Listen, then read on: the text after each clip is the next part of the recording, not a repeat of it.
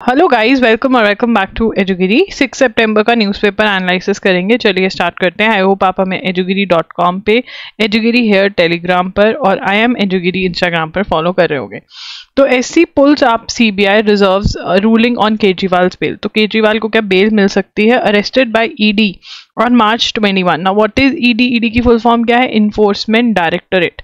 Enforcement directorate क्यों किसी को अरेस्ट करता है? जब किसी ने इलीगल तरीके से पैसे कमाए हो। तो इन्होंने अल्कोहल के केस में, ठीक है ना, एक्साइज पॉलिसी में कुछ स्कैम किया, ठीक है। तो वो कह रहे हैं कि इन्होंने इलीगली करप्शन करी है, इलीगली पैसे कमाए हैं, तो इसलिए अरेस्ट किया। अब यहाँ पे the supreme court on Thursday reserved judgment petitions for bail quashing CBI in the excise policy case, shrugging off the central agency pitch that he must first knock on the doors of trial court। तो वो क्या कह रहे हैं कि पहले trial court में जाना चाहिए इनको और फिर सुप्रीम कोर्ट में आना चाहिए, बट ये डायरेक्टली सुप्रीम कोर्ट आ गए। The top court reminded the CBI for comment made in recent judgment, granted bail to Kejriwal's former deputy CM Manish Sisodia in liquor case। The court concluded that कि जो bell है वो rule होना चाहिए, jail should be an exception, ठीक है ना, कि bail is the rule and jail is the exception. कि आपको मतलब अगर नेसेसरी है तभी आप जेल में रखो बंदे को, नहीं तो आप बेल ग्रांट करोगे। और यहाँ पे सीबीआई क्या बोल रही है कि पहले नीचे कोर्ट में इनको रिजेक्ट करवानी चाहिए अपनी जो बेल एप्लीकेशन, और फिर ऊपर में आना चाहिए। अब देखो यहाँ पर मैं आपको बताना चाहती हूँ, सुप्रीम कोर्ट जो कह रहा है कि हाँ भाई बेल रूल होनी चाहिए, जेल एक्सेप्शन होनी चाहिए, बहुत बढ़िया बात है। बट हमारे देश में ना एक लॉ है और जो सुप्रीम कोर्ट का बहुत ढिंडोरा पीटता है इक्वालिटी का। तो अगर आप ये कर रहे हो अरविंद केजरीवाल के साथ कि उनको ट्रायल कोर्ट के बजाय डायरेक्ट सुप्रीम कोर्ट में बेल देने को सोच रहे हो, तो सुप्रीम कोर्ट को बाकी सबके साथ भी करना चाहिए। बहुत सारे ऐसे लोग हैं जो जेल में बैठे हैं ऐसे ही फालतू में, उनको भी बाहर लेकर आने का सोचना चाहिए। तो मुझे किस चीज़ से प्रॉब्लम है, ये मेरी बिल्कुल पर्सनल ओपिनियन है कि इक्वालिटी भूल गया सुप्रीम कोर्ट कहीं ना कहीं। आप बाकी सभी केसेस में जो एक जेन्युइन नॉर्मल इंसान जेल में बैठा हुआ है उसकी तो आप कहते हो ट्रायल कोर्ट में करवाओ, उसके बेचारे के पास तो इतना पैसा भी नहीं है कि वो ट्रायल कोर्ट से रिजेक्ट करवा के, हाई कोर्ट से रिजेक्ट करा के फिर तुम्हारे पास आए। तो फिर यहाँ पर स्पेशल वो क्यों आ रहा है और इक्वालिटी भूलते जा रहे हो क्या तुम? नाउ दिस इज समथिंग, क्योंकि बहुत सारे केसेस ऐसे होते हैं जो मैं नॉर्मल लोगों के देखती हूँ, बेचारे इतनी मुश्किल से पैसा इकट्ठे करके सुप्रीम कोर्ट जाते हैं और सुप्रीम कहते जाओ जाओ, हाई कोर्ट जाओ जाओ जाओ, इधर जाओ। So this is something supreme court should also keep in mind. But हाँ, इसमें हमारा कोई क्वेश्चन नहीं बनेगा, जब बेल मिल जाएगी तब शायद एक छोटा क्वेश्चन बन सकता है, वो भी नहीं बनेगा, ठीक है। Modi seeks to script Singapore-like success stories in India as India inks key MOUs। Memorandum of Understanding क्या साइन हुआ है, ये बहुत इंपॉर्टेंट है हमारे लिए। Now, Singapore is an important part of India's Act East policy and India wishes to create many Singapore-like success stories। ठीक है, मतलब बिजनेस में और ये सब चीज़ों में, ठीक है ना। MOUs किसके ऊपर साइन करे हैं? MOUs सेमी कंडक्टर में, ठीक है ना। Modi visits Singapore. तो पीएम मोदी जो है वो कहाँ विजिट करें? सिंगापुर विजिट करें, ठीक है ना। MOUs साइन किए हैं, MOUs including one on semi conductor. तो सेमी कंडक्टर के ऊपर जो है MOUs साइन किए गए हैं। सेमी कंडक्टर पे कि सेमी कंडक्टर ही announce that first Thiruvalluvar cultural centre of India named after Tamil poet philosopher will open in Singapore। और इंडिया और Singapore 60th anniversary of India and Singapore to celebrate 60th anniversary of bilateral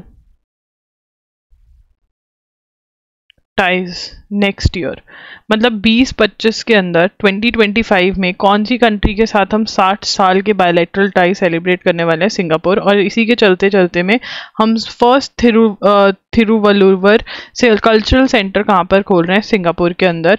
Thiruvalluvar कौन है? Tamil poet और philosopher है, very very important. और semiconductor से related हमने इनके साथ जो है अपना MOU साइन किया है। MOU की फुल फॉर्म क्या होती है? मेमोरेंडम ऑफ अंडरस्टैंडिंग, ठीक है ना, मेमोरेंडम ऑफ अंडरस्टैंडिंग। अब हमें ना एक्ट ईस्ट पॉलिसी के बारे में भी थोड़ा लिखना पड़ेगा, ठीक है ना, पॉलिटिकल इकोनॉमिक। अब यहाँ पे लिखेंगे act east policy.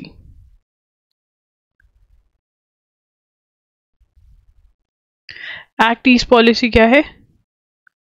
Designed to improve connectivity in its broadest sense, ठीक है ना। कनेक्टिविटी इंप्रूव करने के लिए broadest sense, political, economic, cultural, किनके साथ? इंडो पैसिफिक नेबरहुड, जो नेबरहुड में कंट्रीज हैं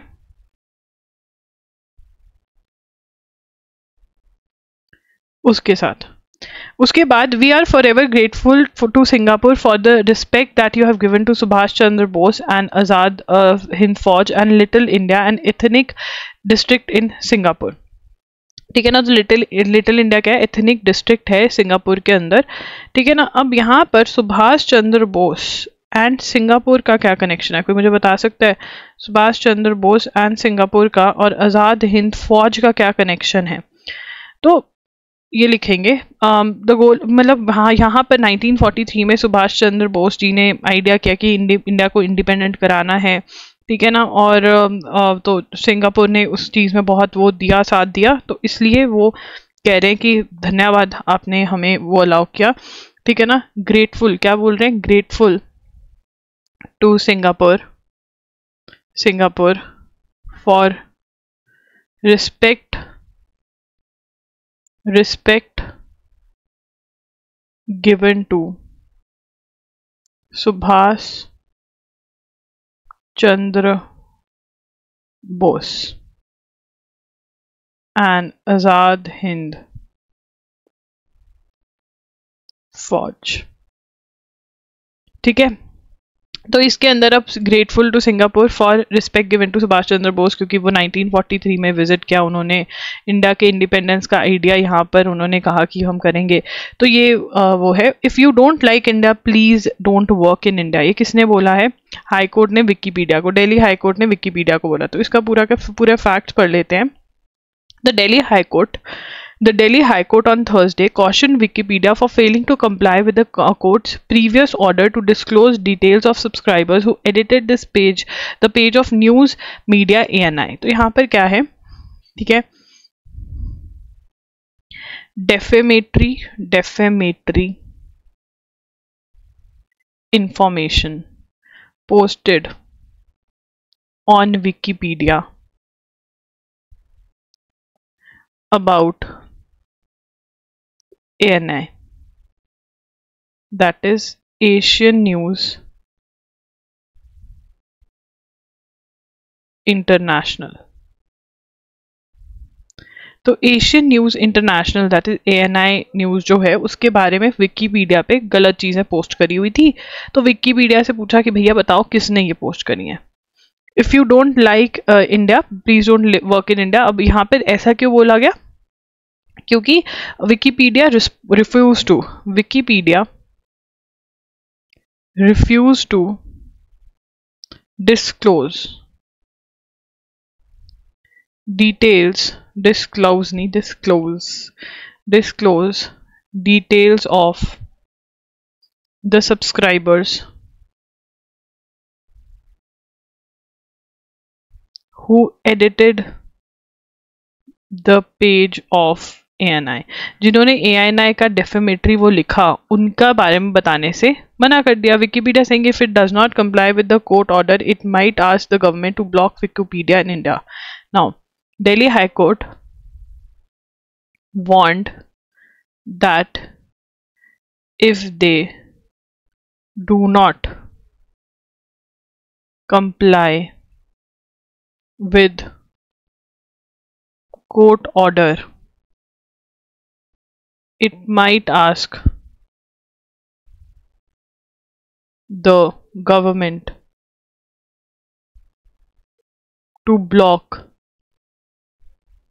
Wikipedia in India.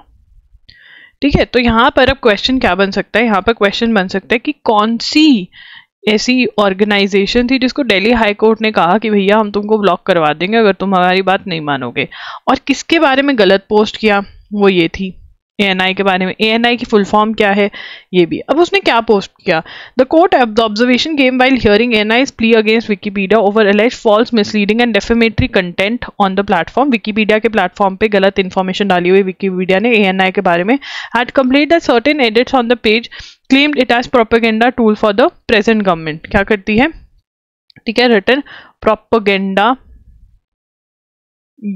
tool for incumbent. Incumbent का मतलब होता है प्रेजेंट गवर्नमेंट। ठीक है ना, मतलब ये उनकी वो है, गलत मलत लिखा और वो बता भी नहीं रहे कि ये किसने लिखा है। ठीक है, तो ये है विकिपीडिया का क्वेश्चन, इसमें से बन सकता है। ऐसी चीजें बड़ी फेवरेट होती हैं एग्जामिनर्स की। आगे चलेंगे, during the discussion on national food security act. तो नेशनल फूड सिक्योरिटी एक्ट कब आया था, national food Security Act, that is 2013, that is NFSA। अब ये नेशनल फूड सिक्योरिटी एक्ट जो है वो क्या है, नेशनल फूड सिक्योरिटी एक्ट जो है, फूड सिक्योरिटी किसको कहते हैं, फूड सिक्योरिटी की भैया हमारे देश के लोगों को या कहीं पर भी किसी भी लेवल पर, मतलब अगर हम यहाँ पे national food security, word national लगा दिया, मतलब हम देश की फूड सिक्योरिटी की बात कर रहे हैं कि कोई भी भूखा ना रहे। ठीक है ना, enough food available for all, enough food should be available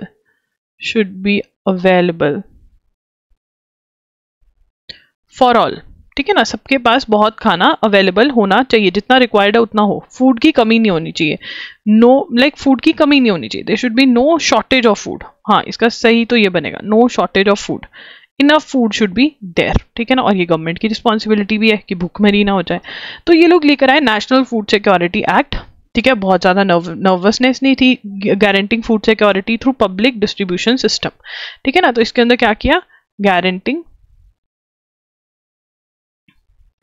food security through public distribution system, that is PDS, public distribution known as stem from the poor record of PDS। public distribution क्या है, जो गरीबों को ration दिया जाता है। ठीक है ना, अब उसके अंदर बहुत ज्यादा लीकेजेस हो रही थी। ठीक है ना, a lot of leakages were happening। Leakages क्या होता है, 2011-2012 में a lot of leakages were happening। तब क्या हो रहा था, बहुत सारी लीकेजेस जो थी वो हो रही थी। ठीक है, लीकेजेस वर हैपनिंग। अब लीकेजेस क्या होता है, व्हाट इज लीकेज, लीकेज क्या है, वो खाना, ठीक है, वो खाना PDS public distribution system to proportion of, leakage क्या है, to proportion of PDS rice and wheat released by FCI, that is Food Corporation of India,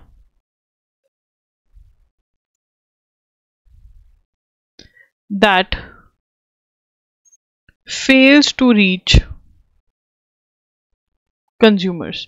जो कंज्यूमर्स के पास फूड कॉर्पोरेशन ऑफ इंडिया ने रिलीज किया बट वो consumer के पास नहीं पहुंचा। अब उसके साथ क्या हुआ ये हमें नहीं पता, but this concept is called leakages, और वो जो है बहुत ज्यादा हो रही थी 2011-2012 में, बट 22-23 के अंदर वो बहुत कम हो गई है।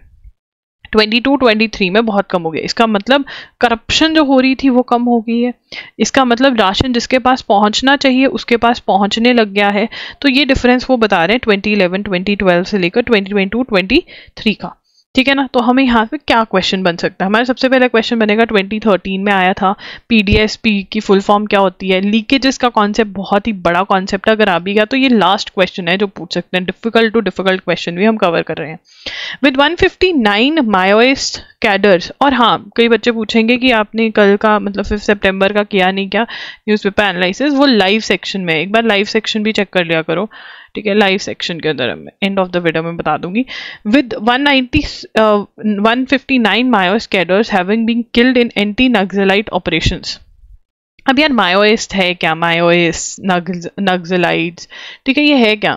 सो बेसिकली ये गवर्नमेंट के अगेंस्ट लड़ रहे हैं, ठीक है। छोटे छोटे ग्रुप्स हैं जो जंगल में फॉरेस्ट में बैठे रहते हैं, मिलकर के गवर्नमेंट के अगेंस्ट लड़ते रहते हैं। हमारी सिक्योरिटी फोर्सेस के लिए बहुत बड़ी प्रॉब्लम है, लोगों को तंग करते हैं, ठीक है। और ये कहीं ना कहीं मतलब गवर्नमेंट को टेक ओवर करना चाहते हैं, इनके खुद अपने कुछ एजेंडाज हैं, बट अब इस चीज़ को हम खत्म करना चाहते हैं। और ये मेजरली कहाँ पे पाए जाते हैं, जंगल के रीजन में पाए जाते हैं, सबसे ज़्यादा झारखंड, छत्तीसगढ़, बिहार, वेस्ट बंगाल, यहाँ पर ये फैल रहे थे, बट इनको अब कंट्रोल किया गया, बहुत कम हो गए ये ज़्यादातर। अब ये कहाँ पे, having been killed in anti naxalite led by security forces in 2024, the year so far has been one of the major setbacks for to the long standing left wing extremist movement in India, ठीक है ना। अब यहाँ पर हम ये सारी चीजें लिखेंगे, जिसमें लिखेंगे किलिंग ऑफ मायोइस्ट, ठीक है ना। अब यहाँ पर इन 2024 159 मायोइस्ट हैव बीन किल्ड, 159 मायोइस्ट जो हैं वो किल कर चुके हैं, और इनको क्या बोल रहे हैं, ये anti naxalite operation, anti naxalite operation, जिसमें इंडिया की बहुत बड़ी सक्सेस है, ये हमारे सिक्योरिटी फोर्सेस की बहुत बड़ी सक्सेस है। कितने लोग मार दिए हमने जो एंटी इंडिया थे, और ये क्या है, left wing extremist movement in India, ठीक है ना। That is what is Naxalites है। अब यहाँ पे लेफ्ट विंग और राइट विंग क्या होता है, वही राइट विंग वाला बोलेगा कि मेरे देश का भला करो, मेरा वो करो, लेफ्ट विंग वाला बोलेगा सबका भला करो, ले आओ म्यांमार से भी हम सबका भला करेंगे, ह्यूमन राइट्स, इन सबका बढ़ता है। एक्सट्रीमिस्ट में और एक्सट्रीम हो जाते हैं, बहुत ज्यादा ही एक्सट्रीम बोलने लग जाते हैं। After suffering major casualties in ambushes in April 2021 and April 2023, paramilitary and police forces are coordinating better and forming up. तो 2021 में 2022 में इनके अगेंस्ट बहुत एक्शन हुआ है, बहुत कम हो गए हैं ये। This has resulted in the Maoist experiencing blow after blow in what is perhaps their only remaining bastion, South Chhattisgarh. अब ये कहाँ पर रह गए, majorly remain in South Chhattisgarh, ठीक है। जो साउथ छत्तीसगढ़ है वहां पर ये रह गए हैं मेजरली, ठीक है ना। साउथ छत्तीसगढ़ में ये मेजरली है, even though they retain a presence in other forested, मतलब झारखंड, बिहार, उड़ीसा, महाराष्ट्र यहाँ पर है। The success in taking on the Maoist is also a consequence of the weakening base of support for the insurgents, as intelligence is a vital component of the operations. तो यहाँ पे they have reduced, हमारी security forces ने बहुत इनको खत्म कर दिया है। The no holds barred approach of what the Chhattisgarh government calls Operation Prahar might have succeeded in eliminating. तो अब यहाँ पर हमारे पास क्वेश्चन में क्या आता है कि एक ऑपरेशन प्रहार है, क्या है ऑपरेशन प्रहार। अब जो ऑपरेशन प्रहार है succeeded in eliminating scores of eliminating maoists, Chhattisgarh government से, मतलब ये ऑपरेशन था, ये ऑपरेशन का नाम था जिसमें मायोइस्ट को ये रिमूव कर रहे थे, ऑपरेशन प्रहार, ठीक है ना।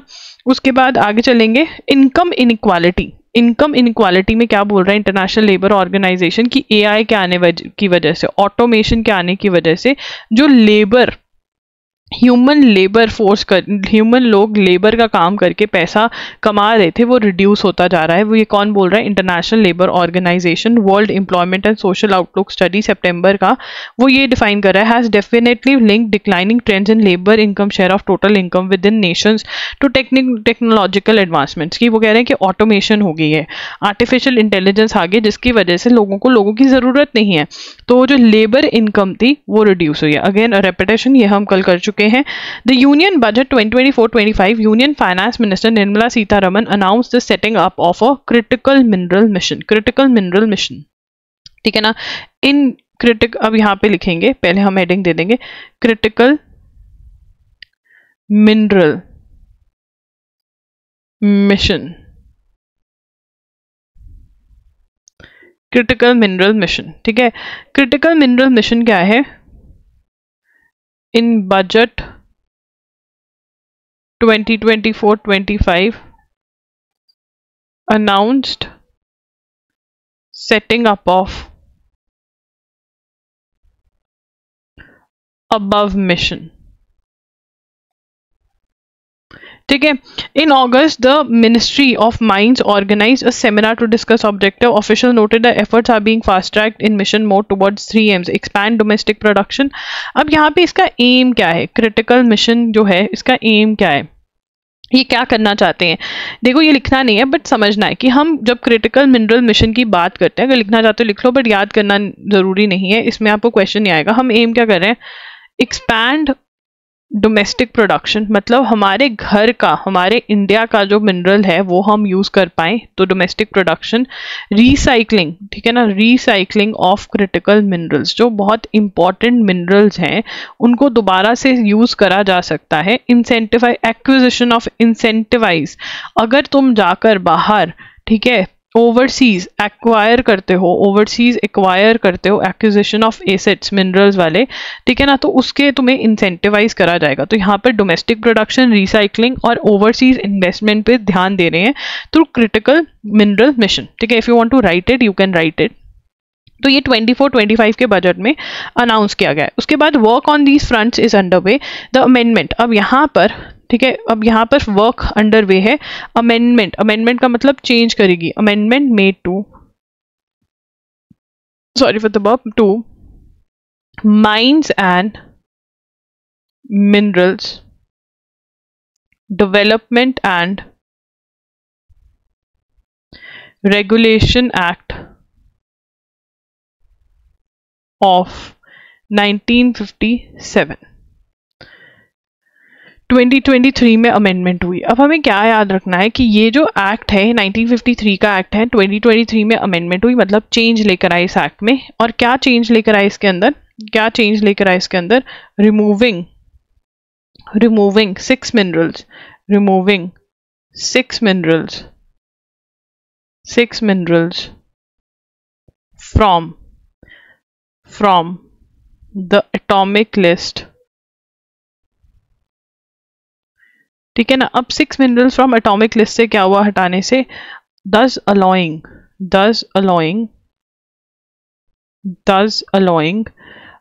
the private sector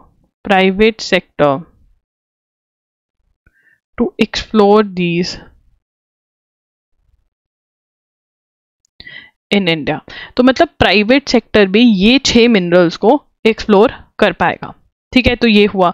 उसके बाद to engage with mineral rich countries overseas with a mandate. अब यहाँ पर सबसे बड़ी स्टेप क्या ली गई? अगर मैं यहाँ पर स्टेप्स की डिवीजन कर दूं तो सबसे पहला स्टेप क्या हुआ? चेंज लेकर आए गए, ठीक है। ये वहां पे 1 बना दूं मैं रोमन। उसके बाद सेकेंड स्टेप क्या किया गया? Engage with mineral rich countries overseas, ठीक है ना। अब ओवरसीज जो बाहर की कंट्रीज जो मिनरल रिच है उनके साथ, इसके लिए क्या बना? Joint venture of 3 public sector undertakings, that is काबिल। तो काबिल क्या हुई? खनिज विदेश इंडिया लिमिटेड, डनाई, फाउंडेड इन 2019, ठीक है ना। और 2024 में लिथियम ब्लॉक्स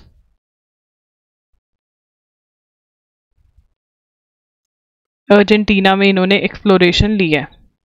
ठीक है ना। तो अब यहाँ पर ये क्या कह रहे हैं, देखो यहाँ पर क्या बात हो रही है, ये कह रहे हैं कि इस बार जो बजट आया 24-25 का, उसके अंदर critical mineral budget mission announce हुआ है। इसमें ये क्या करना चाहते हैं कि एक तो डोमेस्टिक प्रोडक्शन बढ़ाना चाहते हैं, ठीक है ना, एक ये रिसाइकल करना चाहते हैं और ओवरसीज इन्वेस्टमेंट बढ़ाना चाहते हैं ताकि इंडियन कंपनीज इन्वॉल्व हो सके, हम सस्ते में मिनरल्स लेकर आ सके।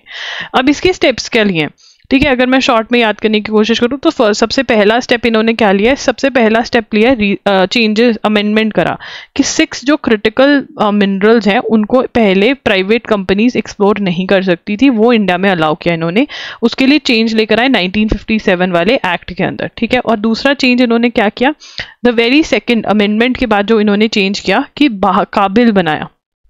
काबिल क्या है, कंपनी है, कानिज विदेश इंडिया लिमिटेड, ठीक है ना। इसको कह रहे हैं कि हाँ अक्वायर करो, ये 3 पब्लिक सेक्टर अंडरटेकिंग का मतलब गवर्नमेंट कंपनी बनाई है जो कि बाहर की कंट्रीज में जा करके एक्सप्लोर कर रही है चीज़ों को। मतलब जैसे अर्जेंटीना में लिथियम ब्लॉक लिया है, लिथियम जो होता है वो बहुत ज़्यादा इंपॉर्टेंट होता है क्योंकि इलेक्ट्रॉनिक जो बैटरीज, जो इलेक्ट्रॉनिक व्हीकल्स हैं, ईवीज जो हैं, उनकी बैटरीज के लिए हमको लिथियम चाहिए होता है, राइट।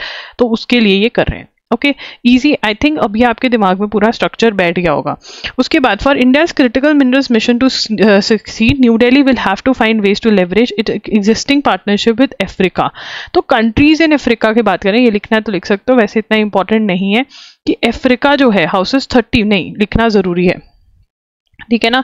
अब यहाँ पे थर्ड चीज वो सुजेस्ट कर रहा है, India should increase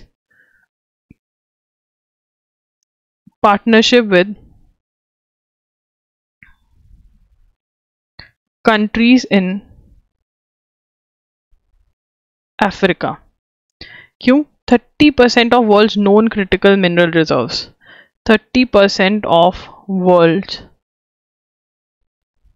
known critical mineral reserves, ठीक है ना। तो ये हमारा है। उसके बाद आगे चलेंगे, Hunter Biden offers guilty plea. Hunter Biden कहते हैं कि हाँ मैंने गलत किया है, गिल्टी मान रहा हूं मैं, तो वो केस फाइट नहीं करेगा, बस वो कर लेगा एक मतलब कॉम्प्रोमाइज कर लेगा कि चलो इतनी सजा दे दो। Offered guilty in tax evasion case. ना why it is important, tax evasion मतलब टैक्स में कुछ गड़बड़ घोटाला किया। हंटर बाइडन कौन है? जोसेफ बाइडन, यूएस प्रेसिडेंट का बेटा, ठीक है। यूएस प्रेसिडेंट इस टाइम पर कौन है? जोसेफ बाइडन, ठीक है। आगे चलेंगे, this admission of guilt. Guilty plea का मतलब क्या होता है? Admission of guilt. मतलब अब देखो, जैसे ए है, उसने बी का मर्डर किया है, ठीक है ना। अब केस कब चलेगा? जब ए बोलेगा ना मैंने तो नहीं किया, ठीक है ना। अगर ये मान गया कि हाँ मैंने ही किया, तब भी केस चलेगा नहीं, तो हम कहेंगे एडमिशन ऑफ गिल्ट हो गया, ठीक है ना। एडमिशन ऑफ गिल्ट मतलब वो कह रहे हैं कि हाँ भैया मैंने ही किया है। अब आगे चलेंगे, US accuses Russia's RT news outlet of election interference. USA क्या कह रहा है कि जो आरटी न्यूज है आउटलेट है रशिया का, वो इंटरफेयर कर रहा है हमारे इलेक्शंस में। तो United Nations indicted 2 employees of Russia's RT and impose sanctions on top editors of the state funded news outlet on Wednesday, accusing them of seeking to influence 2024 US presidential election. RT in reaction on its Telegram channel dismissed US allegations, calling them hack and clinches. ठीक है। अब यहाँ पर United Nations indicted मतलब serious charge, Nations indicted 2 employees of Russia's RT and imposed sanctions on the state-funded news outlet editor. अब क्या हुआ? अब यहाँ पे हमें बहुत इंफॉर्मेशन मिल रही है। सबसे पहले आरटी जो है वो रशिया का न्यूज आउटलेट है, ठीक है जी। आरटी जो है वो स्टेट फंडेड न्यूज आउटलेट है, मतलब सरकार पैसा देती है इसको चलाने के लिए, ठीक है।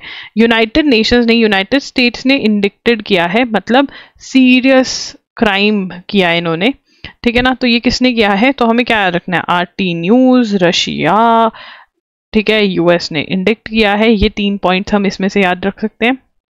उसके बाद Cambodia said on Thursday that China will soon hand over 2 warships to improve its defense capability despite US fears about China boosting its military influence in strategic Gulf. Defense Ministry spokes said the vessels are being built specially for Cambodia. Cambodia से China to hand over 2 warships. China को 2 warships देने वाला है, ठीक है, China Cambodia को. तो ये इतना इंपॉर्टेंट नहीं है, आगे चलेंगे.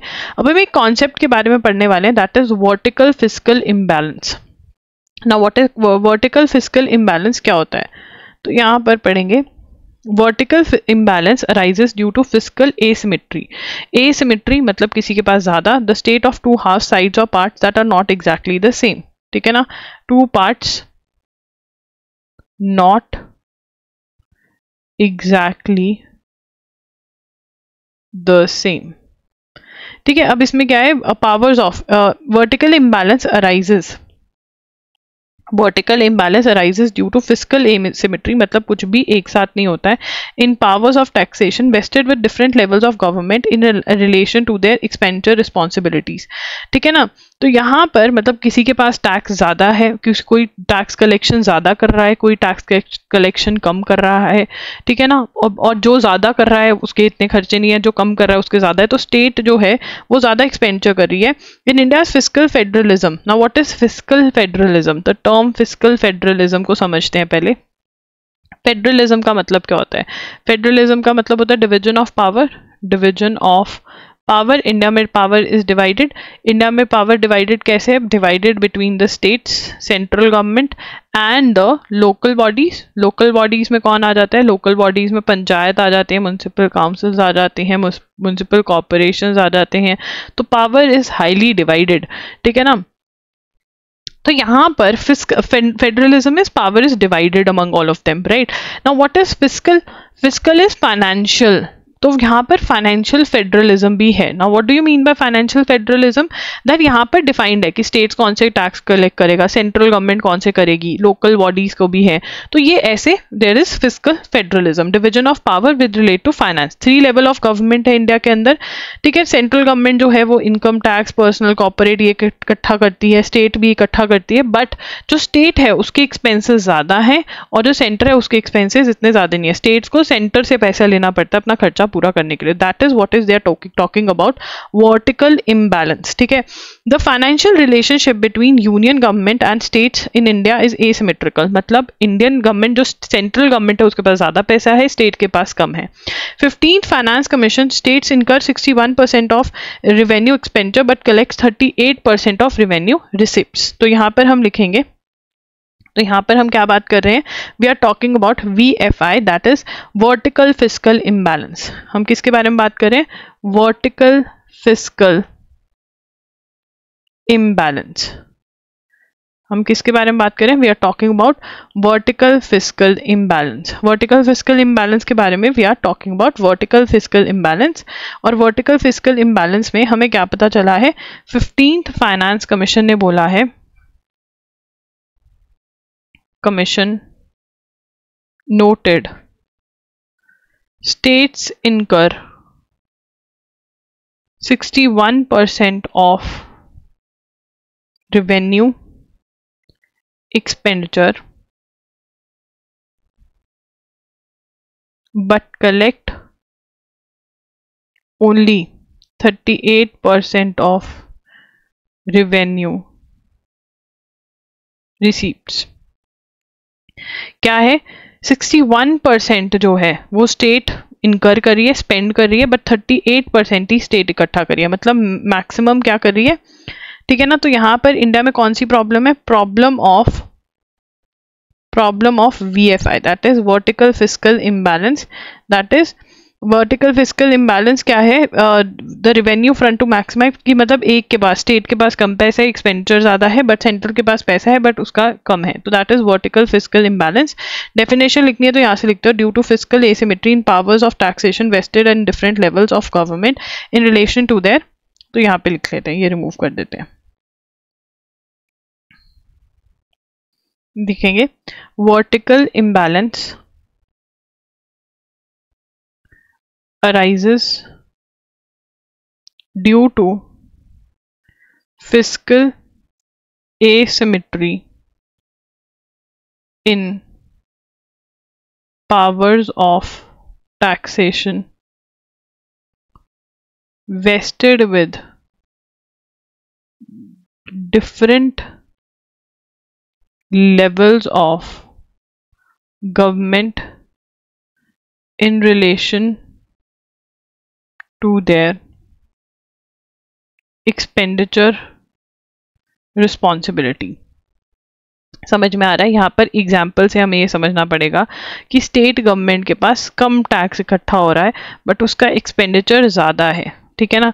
सेंट्रल गवर्नमेंट के पास ज़्यादा टैक्स इकट्ठा हो रहा है बट उसका एक्सपेंडिचर कम है, ठीक है ना, या कम नहीं मतलब वो है, ठीक है ना. ये हम क्रॉस कर देंगे, ठीक है. ये वाली जो सिस्टम है इसको बोलते हैं वर्टिकल इम्बैलेंस, फिस्कल इम्बैलेंस, ठीक है.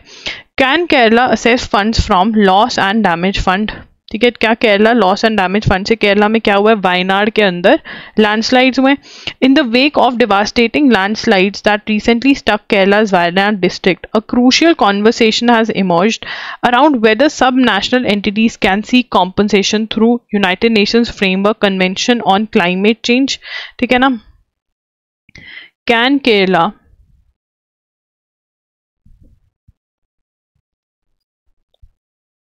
assess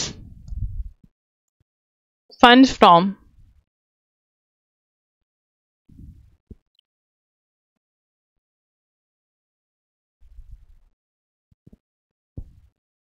तो लॉस एंड डैमेज फंड है क्या, what is loss and damage fund.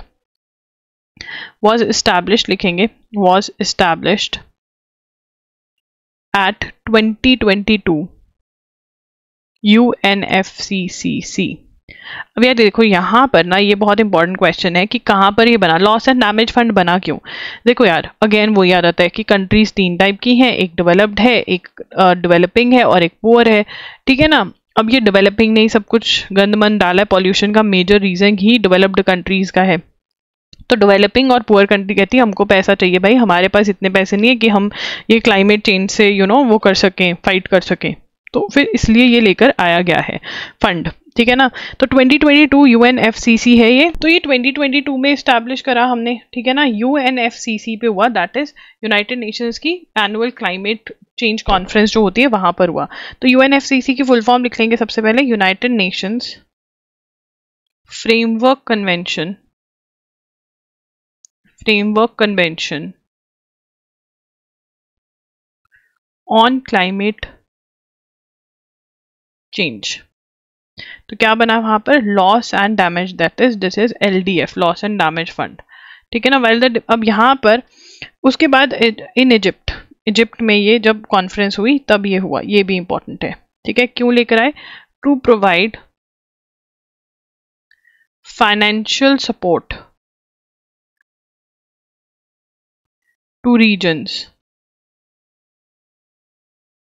Suffering both economic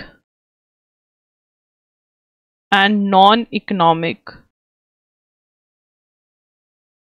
losses caused by climate change, ठीक है ना. आप इकोनॉमिक और नॉन इकोनॉमिक लॉसेस जो सफ़र कर रहे हो बिकॉज ऑफ क्लाइमेट चेंज, उसके अंदर आपको फाइनेंशियल सपोर्ट जो है ये प्रोवाइड करेंगे, ठीक है ना. These include extreme weather event, slow onset. The LDF is overseen by, अब यहाँ पे लिखेंगे LDF जो फंड है उसको कौन देख रहे हैं, is overseen by governing board that determines how the funds resources are dispersed. World Bank serving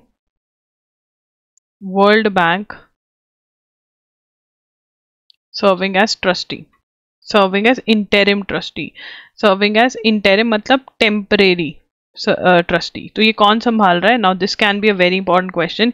ये फंड क्यों बनाया गया है, क्लाइमेट चेंज को फाइट करने के लिए. डिफरेंट कंट्रीज को इसमें से पैसे देंगे, इसमें डाले भी जाएंगे डिफरेंट कंट्रीज पैसे.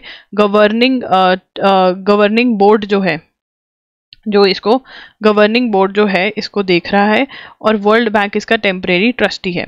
The board is currently developing mechanism to facilitate assess despite ये सब what has been India's role. India has suffered over $56 billion in damages. ये जो है एनएलसैट वाले बच्चे लिख लें, कहीं क्लाइमेट चेंज की बात हो तो वहां पर ये घुसा सकते हैं कि भैया देखो ये है. तो एलएनडी से फंड ले सकते हैं या नहीं, लेने तो बनते तो हैं पर देखो मिलते हैं या नहीं. Union ministry of home affairs जो है उन्होंने किसके साथ अग्रीमेंट साइन किया है कि सीज फायर रखेंगे, स्टॉप फायरिंग मतलब नो फायरिंग रखेंगे, ठीक है, आने वाले 1 साल के लिए. ठीक है, यहाँ पे लिखेंगे union ministry of home affairs signed cease fire agreement between Government of India and Nikki Sumi faction of National Socialist Council of Nagaland. नहीं, Public Accounts Committee headed by senior Congress leader and Lok Sabha member K.C. Venugopal will hold a performance review of regulatory bodies. Now this is again very important. एक ही liner का बनेगा ये भी, एक line मतलब छोटा paragraph. Public Accounts Committee, that is PAC, headed by senior Congress leader and Lok Sabha member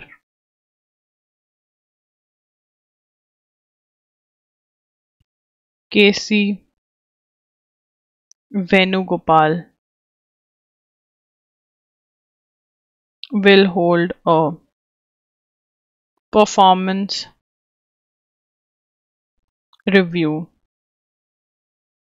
of regulatory bodies established by Act of Parliament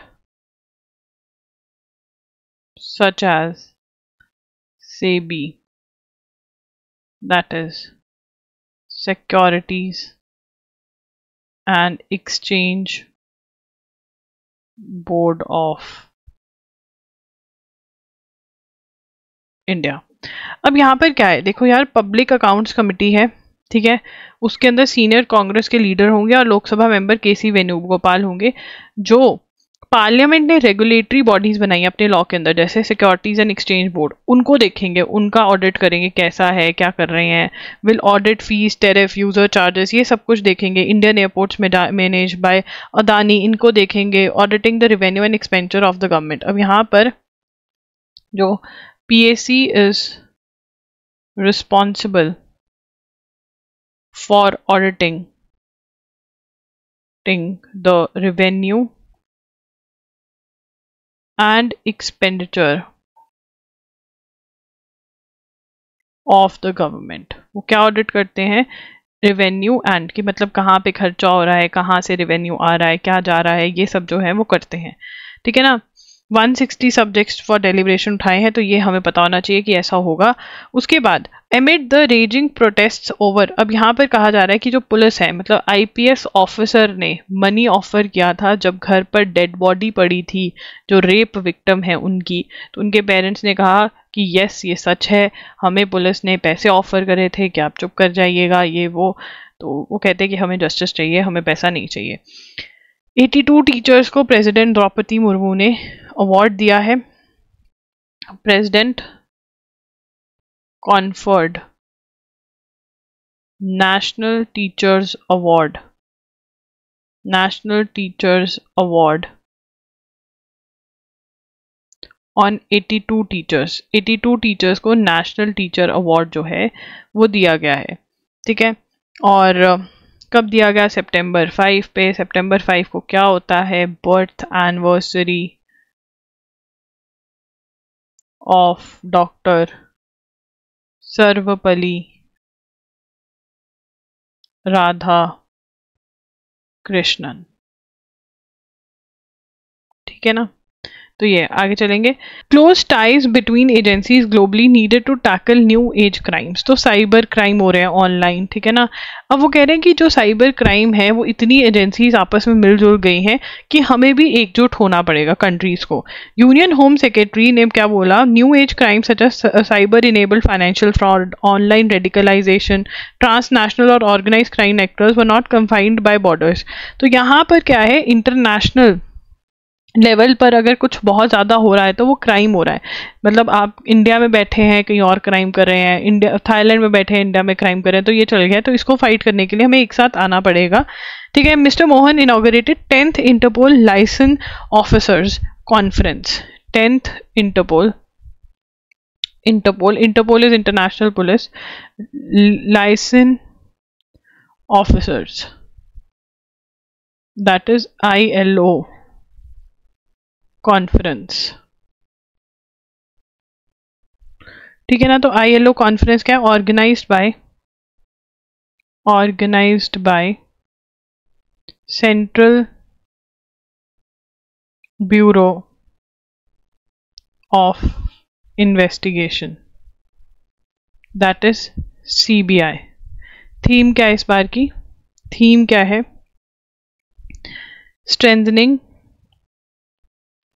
strengthening international law enforcement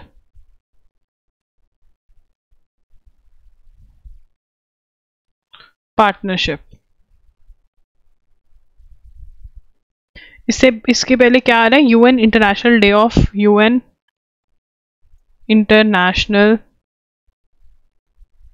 of police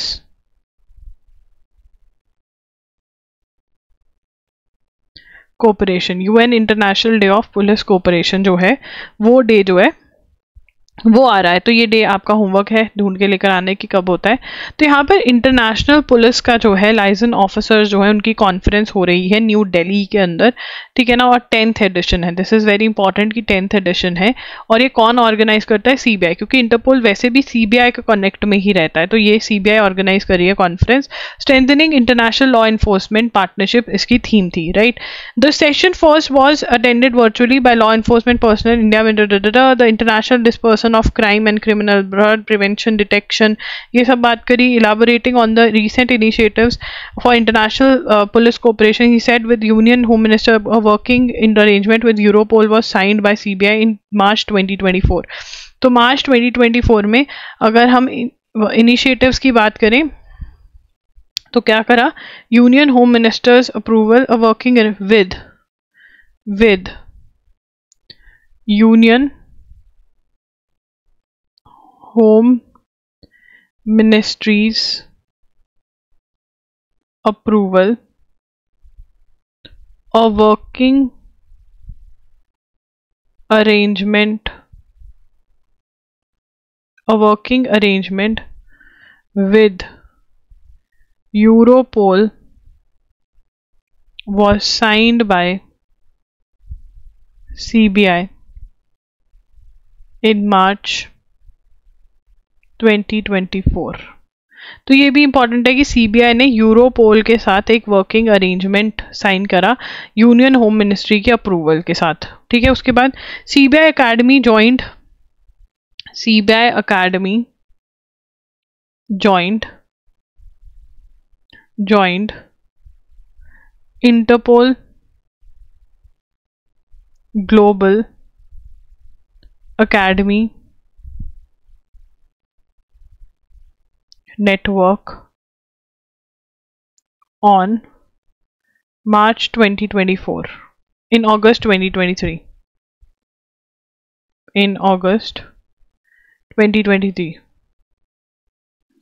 agencies global operations center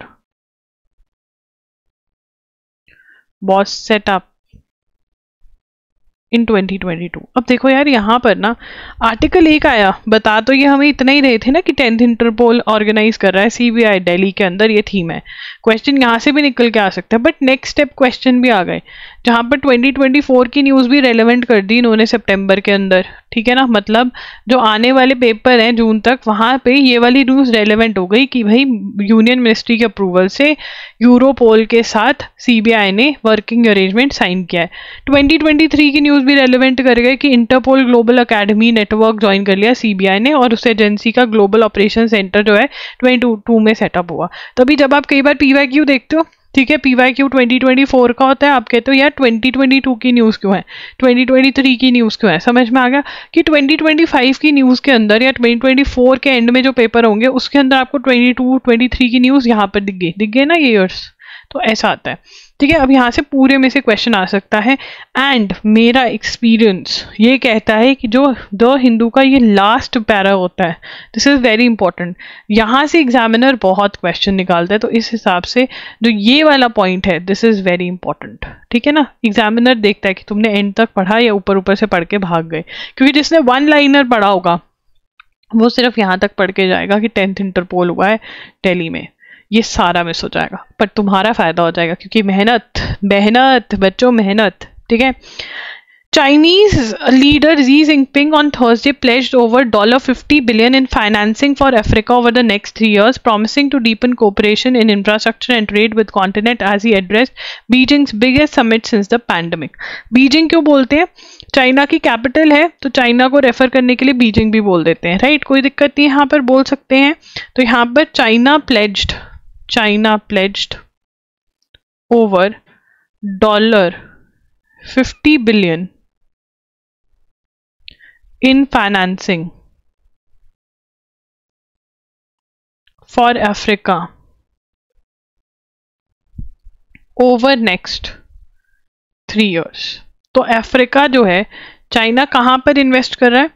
China जो है, China $10 billion कहाँ invest करेगा? Africa की किस में? Development में, ठीक है। अब आगे चलेंगे, और हमें पता है चाइना प्लस अफ्रीका यूनियन की समिट हो रही थी बीजिंग में, ये हमने लिखा हुआ है यार, कनेक्ट करने की कोशिश करा करो, नींदों में मत आया करो मेरी क्लास में, ठीक है ना। अब तुम कहोगे मैम आप कभी कभी आते हो, मेरी मजबूरी है, ठीक है ना, इसलिए। Michael Barnier named Macron by Emmanuel Macron as new France का PM। तो अब यहाँ पे इंपॉर्टेंट है, फ्रांस का PM कौन है नया? फ्रांस PM कौन है? मिशेल, ठीक है ना, माई शेफ या मिशेल चेल बार्नियर। तो मिशेल से पूछ रहे हैं कि बार नियर है क्या? पास में ही है बार। मिशेल क्या कह रहा है कि बार बहुत नियर है, ठीक है। तो ये है फ्रांस के PM, and this is very very important, green pen से इसको हाईलाइट कर लेंगे। आगे चलेंगे, fears over racial profiling of Hindus rise in Bangladesh. तो बांग्लादेश में हिंदूज कौन है? माइनॉरिटी, और क्योंकि हिंदूज वहाँ पर माइनॉरिटी है, मतलब कम है पॉपुलेशन में, मेजॉरिटी में मुस्लिम है, और अब जो गवर्नमेंट आ रही है वहाँ पर वो मुस्लिम एक्सट्रीमिज्म वाली गवर्नमेंट आती हुई दिखती है, तो हिंदूज वहाँ पर सेफ नहीं है। A notification issued by Bangladesh President Office last week has stated concerned about racial profiling of minority Hindu communities in neighboring country. The notification president sought that personal details of senior Hindu officials in the government, ostensibly to make an invitation list for an event. तो यहाँ पर शीतishmar both Bangladesh list of national holidays residents. तो यहाँ पर however the claim that the list of Hindu officers is being compiled for festival purpose only is bit hard to. अब यहाँ पे वो लिस्ट बना रहे हैं कि जो हिंदूज हैं उसके अंदर गवर्नमेंट ऑफिसर्स हैं उनकी लिस्ट जो है बनाई जा रही है, which is again not right, this is not safe. तो ये हो रहा है बांग्लादेश के अंदर। We need to know Bangladesh में हिंदूज के साथ क्या हो रहा है, this is important because India is a Hindu majority country, ठीक है ना। उसके बाद Parmar brings more cheer with the podium finish in judo. Visually empowered Kapil Parmar became first Indian, क्या बन गया है वो? First Indian, became first Indian to win bronze in men's 60 kg J1 category, that is judo. Judo के अंदर उसने medal निकाला है, ठीक है। उसके बाद नेक्स्ट किस एथलीट का आया है, उसके बाद किसको किया, डिफीटेड लिखेंगे, डिफीटेड ब्राजील्स इलाइल्टन को डिफीट किया है, ठीक है। इलाइल्टन दे ओलिवेरा। उसके बाद इंडिया मेडल, ठीक है। फिर उसके बाद इंडिया का है Dharmveer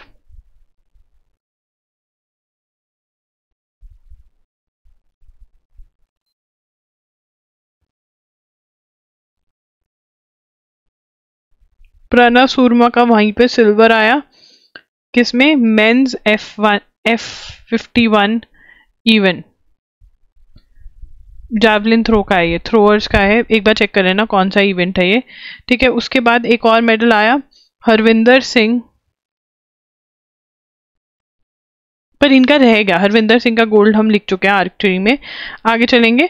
so guys, loggery.in.com, edugiri.com पे जाकर के you can check our study material that is available. अब तो edugiri.com पे रिव्यूज भी अवेलेबल हैं, ताकि आपको भरोसा हो जाए कि हाँ भाई ये कुछ है, ये देखकर हमारा कुछ बेनिफिट होगा, कुछ क्या बहुत ज़्यादा। loggery.com पे जाकर भी आप चेकआउट कर सकते हैं, ठीक है ना। MCQs प्रैक्टिस मैं बार बार बोल रही हूँ, बहुत ज़्यादा ज़रूरी है। कुछ क्वेश्चन जो मैंने देखे हैं, कुछ बच्चों ने पूछा है कि ओनली इंपॉर्टेंट अगर हम पढ़ लें, ठीक है ना, हम बैकलॉग में ओनली इंपॉर्टेंट पढ़ लें जो आने वाले एग्जाम्स हैं, मेजरली जो लॉ एंट्रेंस वाले हैं, क्लैट, एलेट, ठीक है, स्लैट के लिए हम अगर सिर्फ इंपॉर्टेंट टॉपिक्स निकाल करके जो हमें टेलीग्राम पे मिल रहे हैं, ठीक है ना, तो अगर हम वो पढ़ लें तो क्या वो सही नहीं रहेगा। देखो यार, सबसे पहले मैं बता दूं, बहुत ही रिस्की है, ठीक है, it is very very risky, बहुत ही रिस्की है। आपके फेवर में भी जा सकता है, आपके अगेंस्ट में भी जा सकते हैं। एलेट में तो वर्क नहीं करेगा वो कतई, क्लैट के अंदर कर भी सकते हैं, नहीं भी करेगा, स्लैट में तो बिल्कुल काम नहीं करेगा। एमसीक्यूज तक पहुंच जाओगे, एमसीक्यूज क्लियर कर जाओगे, इंटरव्यू क्लियर नहीं हो पाएगा आपसे। तो मतलब 2 एग्जाम्स तो बिल्कुल क्रॉस है, और क्लैट के अंदर बहुत बड़ा रिस्क लेकर जा रहे हो। तो इसलिए एंड टू एंड जो है करंट अफेयर्स कवर करो, ठीक है। जनवरी से लेकर के 10 मंथ तक आपका एग्जाम है, जैसे दिसंबर 1 को क्लैट है, तो नवंबर पूरा आपको कर जाना है। Yes, you have to do it. 25-26 नवंबर तक आपको न्यूज़पेपर नहीं छोड़ना, राइट। तो ये मैं आपको कहूँगी, ओनली इंपॉर्टेंट करने से कोई फायदा नहीं होगा, रिविजन नहीं करोगे। और बहुत सारे बच्चे पूछ रहे थे कि अगर हम अब जैसे आप द हिंदू पढ़ा रहे हो, ठीक है ना, इंडियन एक्सप्रेस तो हमारा कवर नहीं हो रहा, तो वो तो हमारा छूट रहा है, कुछ नहीं छूट रहा। द हिंदू वाले मैंने दोनों न्यूज़पेपर इक्वली, दोनों साथ साथ बहुत बार फॉलो करवाए हैं, ठीक है ना। बट उसके अंदर क्या निकलता है कि जो द हिंदू छोड़ देता है एक दिन, वो अगले दिन या 2-3 दिन के with in Indian express cover कर लेता है। जो इंडियन एक्सप्रेस छोड़ देता है वो द हिंदू कवर कर लेता है। और ज़्यादा न्यूज़, मैक्सिमम न्यूज़ जो होती है वो द हिंदू में कवर होती है। और मैक्सिमम क्वेश्चंस, अगर आपके 30 क्वेश्चंस आ रहे हैं एक एग्जाम में, तो 25-26 क्वेश्चंस वो द हिंदू में से। तो फिर कौन सा न्यूज़पेपर ज़्यादा इंपॉर्टेंट हुआ। एंड ऑल्सो अगर आप बहुत सारा कंटेंट कवर कर रहे हैं, बहुत सारा कंटेंट की मल्टीपल उससे कर रहे हैं, बहुत सारा content is equal to very less revision. Revision जो होगी बहुत कम होगी। मैं आपको कह रही हूं कि आप मेन इंपॉर्टेंट कंटेंट करिए, उसको 5 बार रिवाइज करिए, मैक्सिमम नहीं, मिनिमम, ठीक है ना। एंड फिर उसके बाद MCQs जो हमारे हैं वो कर लीजिए। वहां पर आपको द इंडियन एक्सप्रेस सारी वेबसाइट, जितना भी कुछ भी इंपॉर्टेंट जो है, जो द हिंदू में बाई चांस नहीं था वो कवर हो गया, तो वो कर लो ना। आप पहले फेज के अंदर अगर बहुत सारा कंटेंट लेकर जा रहे हैं तो revision is going to be a problem. Revise नहीं करोगे, लर्न नहीं होगा पेपर में, ज़्यादा क्वेश्चंस ठीक अटेम्प्ट नहीं कर पाओगे। So these were the issues जो मैंने डिस्कस कर दिए हैं। इसकी मैं सेपरेट वीडियोस भी बना दूंगी। That's it. एंड या you can visit our website, you can follow us on Telegram, on edugiri.com and also Instagram पे। अगर बाई चांस मैं यहाँ पर रिप्लाई नहीं करी आई एम edugiri पर, आप आई एम loggery पर मैसेज कर सकते हो। वहाँ पर मैं ज़्यादा एक्टिव रहती हूँ, वहाँ पर मैसेज करोगे तो चांसेस हैं कि रिप्लाई मिल जाएगा, ठीक है। DM कर सकते हो वहाँ पर। That's it. और कल का जो सेशन था 5 सितंबर का, वो लाइव हुआ था, तो वो चेक कर लेना, ठीक है। Bye bye, take care, thanks for joining in.